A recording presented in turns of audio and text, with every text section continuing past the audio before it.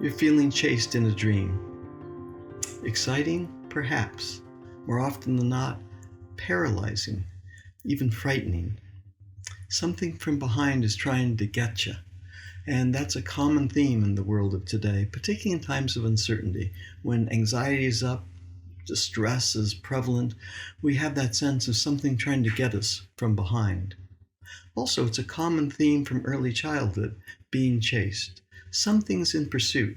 Either something happened at home that was uncomfortable, even traumatic, or even in the contemporary scene, something at work, a friend or a colleague out to get us. Something is chasing.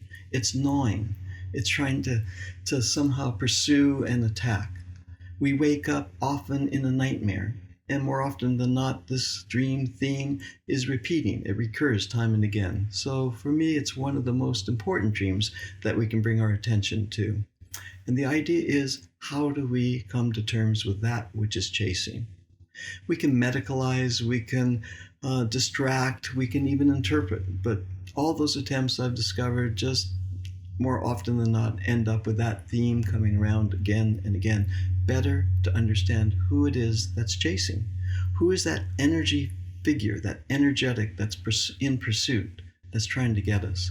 So a couple steps. One is to be able to turn around and say, hey, who's visiting now? Who are you? In order to do that, of course, we're going to need support, an allied figure, feet on the ground. We're going to need to come eye to eye with that one that is so determined to hurt us or get us. Now, to do that, we want to somehow lessen the energy, begin to depotentiate the threat. And one of the ways of doing that is get detail. So, for example, a person was working with me just the other week, a wolf with fangs was out and about, trying to pursue, trying to get this dreamer. And I said, look, first get a support figure, which we did. Find a sense of an ally that you can have right by your side, which we did. Feet on the ground. Now look behind. Who's visiting now? Who's chasing? And then we got details, a lot of particular details. For example, the wolf. What kind of wolf was it? Was it brown or black? What was the nature of its eyes? How big was it? And so on and so forth. Because the extent that we can get details is the extent to which it's not just a scary wolf anymore. It's that particular wolf in the dream, and it begins to lose some of its threatening power on us. Then we have the opportunity to get to know it, what I name befriend. We get to befriend the image, get to know, who are you? What are you about? What's happening here? And to the extent that we can gather that kind of information, we begin the process of transforming the scary wolf into something that can ultimately be quite an extraordinary allied figure. I mean, just imagine if wolf was on our side rather than on our case.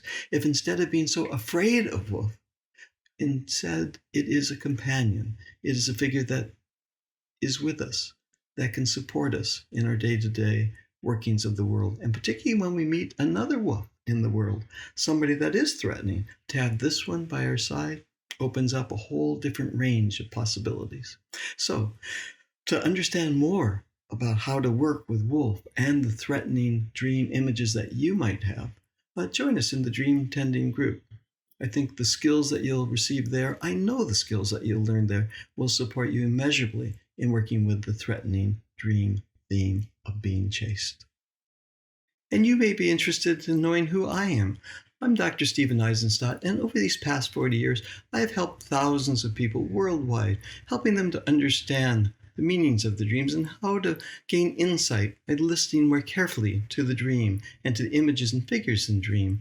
People come to me because they are asking to decrease a sense of anxiety, particularly in these times of uncertainty, that sense of despair or isolation. And two, they come because they're interested in supporting well-being and supporting their sense of creativity, to reignite that creative spark that moves through all of us. If these two ideas, or any of these ideas, are of interest to you, there are two ways that you can join us.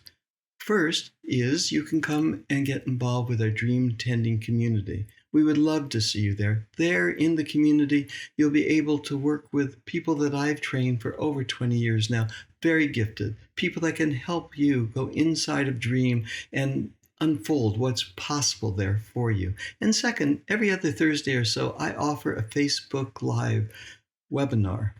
You can access that through Zoom or through Facebook. And in those webinars, I offer the possibility of what dream really can mean for each of us. I work with individuals. You'll see me work live on camera, and I discuss what I do and how I did it.